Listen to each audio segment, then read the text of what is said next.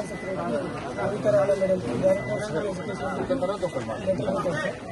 Constituency వేరే మాట్లాడుతూ అందరూ ఇబ్బంది పడుతున్నారు. ఇంకా సిద్దిపేట డిస్ట్రిక్ట్ మాత్రం 15 కోట్లు పెండింగ్ ఉంది సార్. ఆల్రెడీ మనం ఇనాగ్రేషన్ స్కూల్ కూడా వేసి స్కూల్ పిల్లలు కూడా వాడుకుంటున్నారు సార్. అయితే ఇందులో అవకతవకలు జరిగినాయని కూడా కొందరు అంటున్నారు. ఇప్పుడు హాస్పిటల్కి వెళ్తే దానికి సంబంధించిన ఆల్ QC చేశారు, విజిలెన్స్ రిపోర్ట్ చేశారు. మేము చేసిన వర్క్ కూడా వేరే ఫోటోస్తో సహా ఉంది. అప్పుడు ఉన్నటువంటి కలెక్టర్ గారు, ప్రిన్సిపల్ అందరూ కూడా విజిట్ చేయడం జరిగింది. ఈ ఆధ్వర్యంలో మేము ఇనాగ్రేషన్ కూడా చేయడం జరిగింది. కాబట్టి మేము పార్టీలకు సంబంధం లేకుండా మేము ఒక కాంట్రాక్టర్గా అందరినీ రిక్వెస్ట్ చేస్తున్నాం, మాకు డీసీ కావాలని చెప్పేసి మేము అడుగుతున్నాం సార్. మీ ద్వారా మా యొక్క సిద్దిపేట ఎమ్మెల్యే గారు, మాజీ మంత్రి గారి తరఫున మేము ఒక రికమెండేషన్ చేస్తున్నాం. మీరు కూడా మా దగ్గర ఒకసారి వీడియో పాయింట్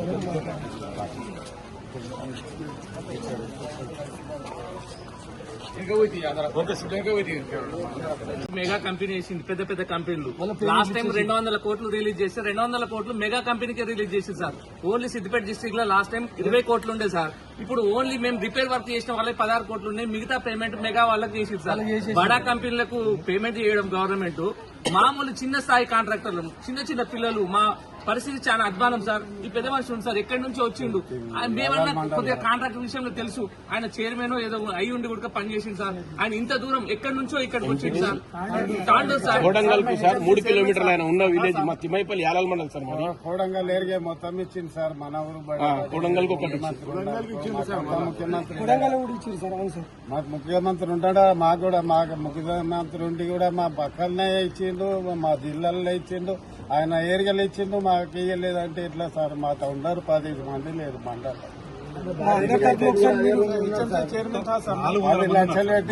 10 లక్షలు పెట్టి 2 ఏళ్ళ సార్ మిత్తి కట్టి 25 ఏళ్ళు కడుతున్నా నెల కట్టి ఇప్పుడు 3-4 లక్షలు అక్కడనే అవుతాయి సార్. అవి వచ్చితే కూడా ఇప్పుడు 8 లక్షలు వస్తాయి.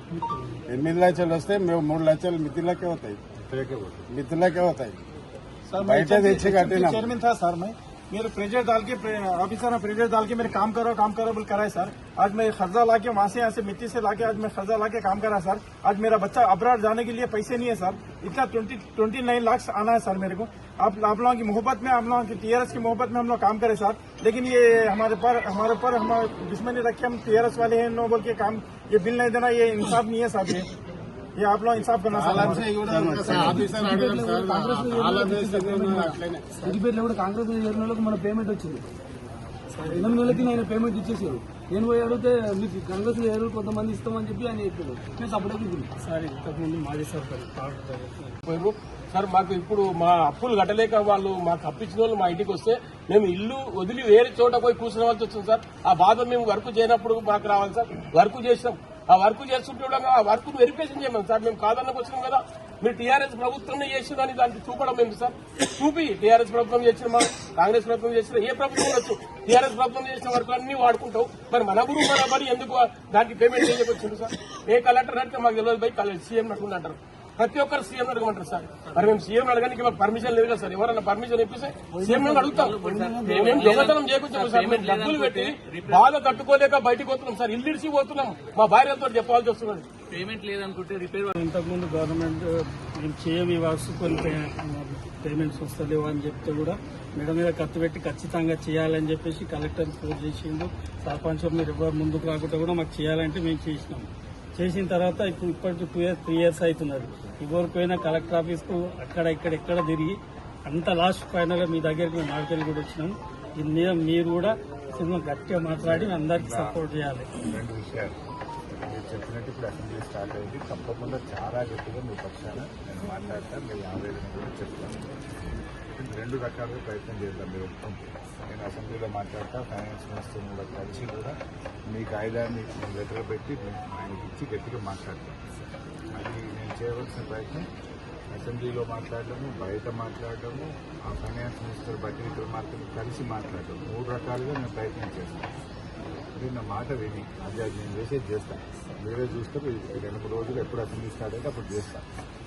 కోర్టులో ఒక కేసు చేద్దాం, నేనే అడ్వకేట్ ఇస్తాను, నా మాట వినండి.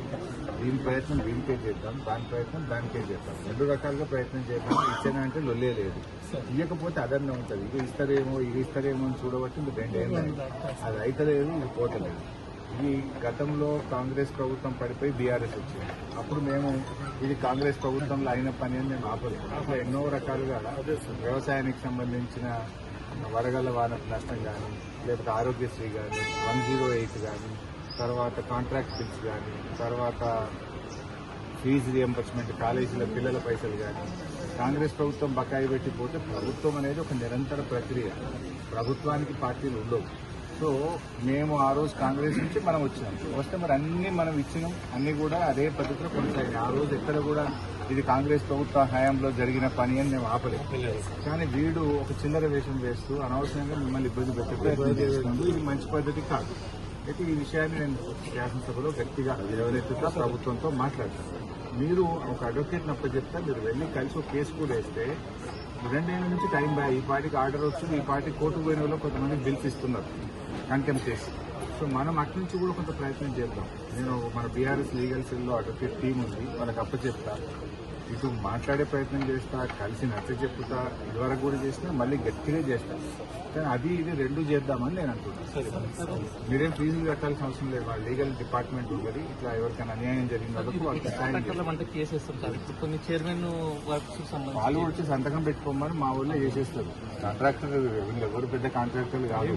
ఇదంతా కూడా చిన్న చిన్న కాంట్రాక్టర్స్ మాకు ఏం రాదు కాదు, ఇలా రెగ్యులర్ పనులు చేసేవాళ్ళు కాదు. అందువల్ల నేను ఏమంటున్నా అంటే మీరు తెలంగాణ భవన్ పోతే మా లీగల్ డిపార్ట్మెంట్ ఉంటుంది, వాళ్ళు మీకు గైడ్ చేస్తారు. మీ కాయిదాలు తీసుకొని వేసి ఆ ప్రయత్నము అటు జరగదు.